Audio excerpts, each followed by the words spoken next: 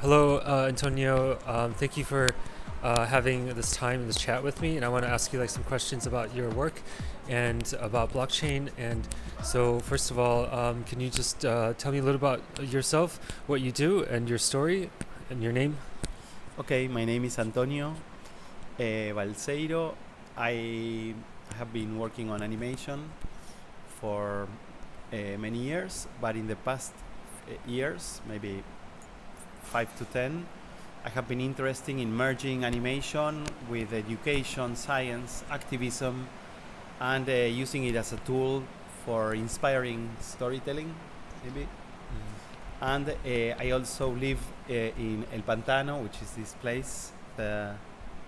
It's like a community driven project in a natural reserve in a swamp in an island, like 1 hour away from Buenos Aires.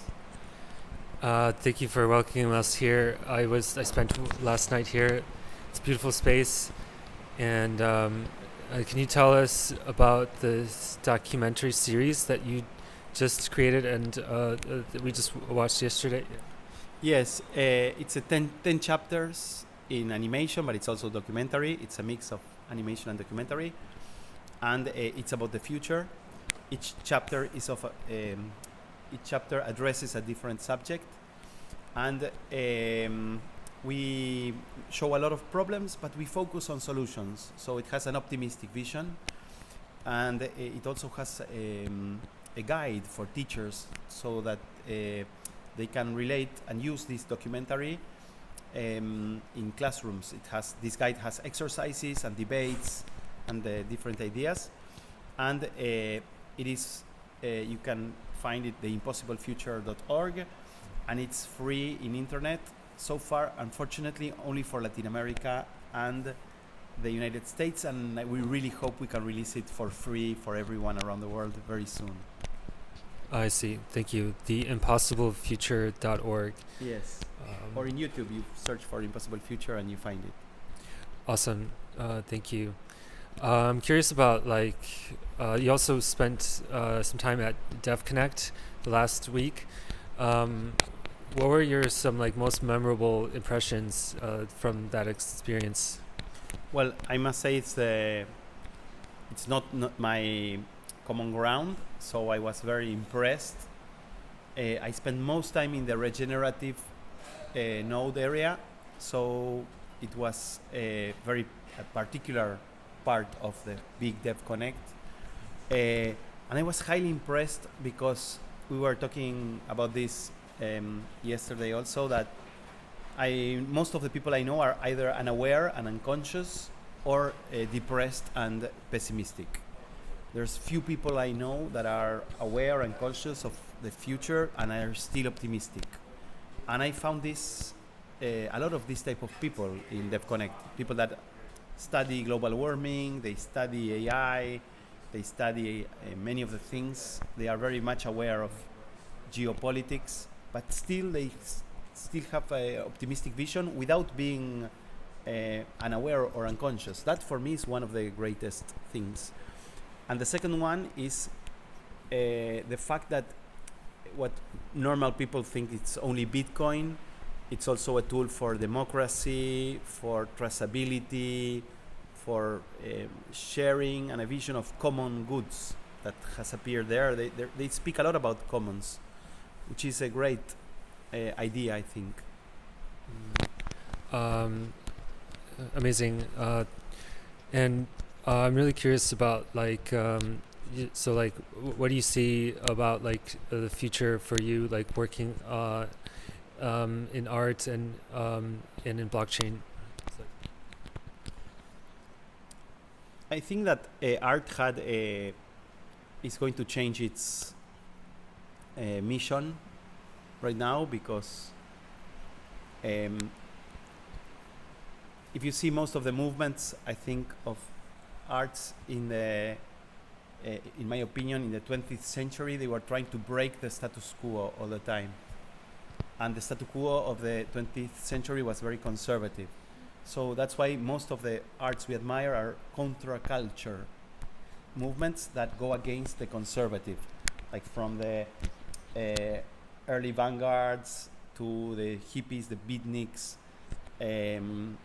Most of the culture that we are passionate about is counterculture. And I don't think it's possible anymore to have a counterculture and going against the conservative because it makes no more sense. So in the 21st century, the artistic movements have no longer that, in my opinion, that power of changing. So it's more, I don't know what the path will be, but it seems to be more like something that everybody can do and that it's good for the ones that do it more than for changing the world.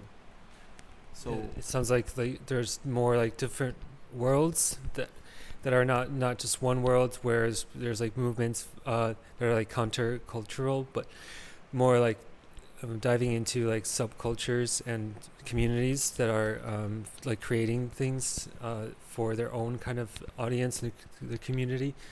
That's what it sounds like. yes, very much, because I don't know, it's my opinion that I'm saying just now, but it doesn't seem to me that art itself can be that transformative if it's not related with other things from the real world. Like, I think that it becomes interesting for me when it relates to communities, to politics, to permaculture in the real world. If not, I think we have too many images, too many songs, too many poems, and it keeps, like, the fact of doing more and more for just accumulating more and more meaning, it becomes almost like an overdose of communication, and we didn't have that in the 20th century. So it's very, very different, and the way in which it can make sense, in my opinion now, to make songs has to do with two things. Number one is, for the songwriter, it's a great thing, it's healthy, it's good, so make songs. And number two, sharing it in real life with people. And the less interesting for me right now is like the market or even the counterculture, the 20th century way of relating with, I produce this and it has an effect in society. Like, for me, it has an effect if it's related with things that are offline. I'm very enthusiastic about the relationship between online and offline, and not that enthusiastic about the 100% online things. I don't know if I'm answering. Yeah, well another topic that we like brought up is like how a lot of us are not liking being on the screen, like on the laptop or on the phone, and that we found ourselves working in this space, like creating things on for the screen. So what you also have like in the documentary like workshops or like exercises for classes. Like what other ways can people like interact in the real world from like your art and like the ideas that you have?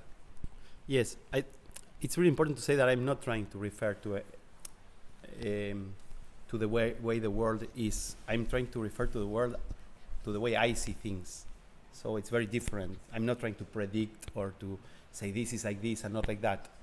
I'm trying to explain the way I relate with it. Mm-hmm. And I also know that I'm from the generation that had a lot of offline life before. Mm-hmm. I was not raised with internet. The internet appeared when I was already in university. So I have a bit of both lives.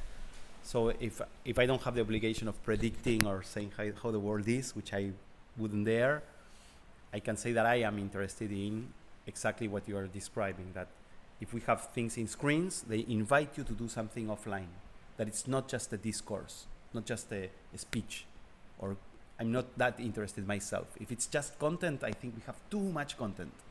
But if it invites you to relate with another human being offline and do something, then for me it becomes exciting once again. And that's why if we make a documentary, we make this idea of debates in high schools and classes and kids turning off the computers and interacting again. I see. I don't think everybody should do that. Everybody should do what they think, but it's what I'm passionate about right now. You know. Do you have any other thoughts about like how people can engage in the real world, like through offline experiences somehow? Yes. You're probably going to interview Nico, which is our friend that has spent time with us. And she, for instance, I think is another great example. She uses her art to relate with new cultures and new communities and to generate this type of idea of common good through her art. So that there I already see something that is very much trying to have a real impact and to connect with real people. I don't know, there's a lot of music. For instance, for me, the most valuable is when we are playing an instrument and seeing another. It's not. I love music and I download and I use music online, and it's obviously it's great. But I don't see that power compared at all with when I go and I have a real human being, or even a real human being using machines. It's not about analogical or digital. It's more about a moment that we are living that is unique and not putting more and more and more information in our minds that are already collapsed, that they need less information and not more. They need less screens and not more. I don't think that the problem of humanity is that it hasn't seen enough animation. So I don't know why I should solve a problem putting animation there. You know, what am I bringing? If it makes sense. Yeah, I was imagining ways we can engage IRL, and so those are interesting points about music in person and the offline events, like kinds of like retreats and hacker houses. And my last kind of question is like about like how you feel about AI becoming so good at generating images and videos, and how do you see this, and how would you use that in your work and like in the future? Well, I think that rather than telling you something smart, I rather tell you something very honest, which maybe is not as the smartest thing, but I feel very nostalgic myself. But once again, I'm talking about the way I relate with it. And I imagine that young people will not have the nostalgia I have. And I know that in the 90s, when I was starting to use digital cameras, the people that had been working with photography and that had that sensibility with the image, with the photogram and the laboratory, they were also nostalgic. And they were telling like, you're in computers, and we have been in labs making this beautiful image for years. So I guess that's evolution. But the truth is that I do relate. But for me, it merges with, there are few things. One is AI. The second one is home office, which also relates that I started working in a studio with human beings. We shared everyday life, and suddenly it became home office. The third is the idea that when we started, there were less images, there was much less animation, much less mixed media, so it was the way that people looked at images was different, because they could still get amazed and open their eyes. Right today, I feel we have a saturation, plus we have home office, which is lonely people in their computers instead of working all together. And now we have the third layer, which is that everything we do can be replaced by AI. And all of that makes me want to go back to sharing spaces with people. And it doesn't matter if we use AI or not. It can be a great tool. I would say more, it matters that we go back to sharing things more. And that we try to do something with AI that relates with something more interesting than just animation and stories, which, if it makes sense.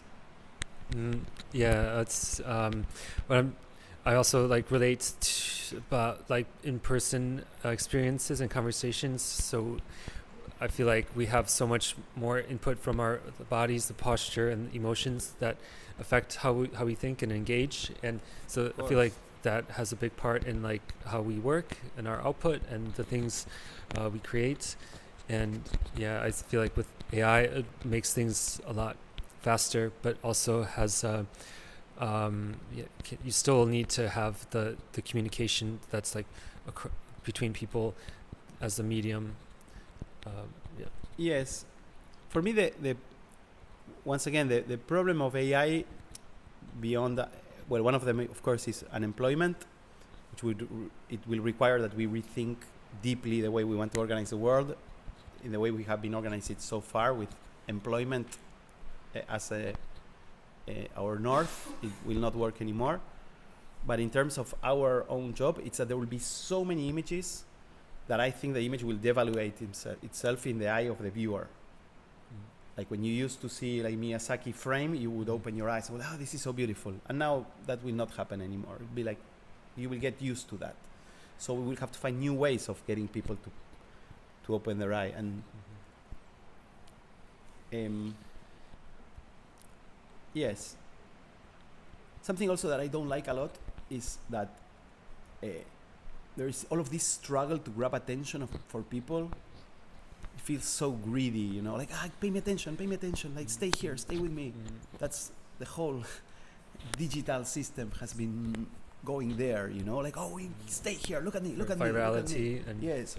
And when I am there, like, hey, look at me, look at my work, I feel like, it's so unpleasant. Turn off your computer and look at your friends. You know, somehow, and you're competing with all of these people, and we're all competing to show attention, and I don't think it's a healthy way of relating with communication, really. So you have to maybe do fewer things. Also, is a good way work. Yes, do few things that you really think are worth being done. Yeah, it totally makes sense. Yes. So you have more attention to this. Yeah. All right. Well, thank you for your time and answering all the questions. No, please. All right. My pleasure. And we have to cook now. All right. Let's go. Yeah. Yes.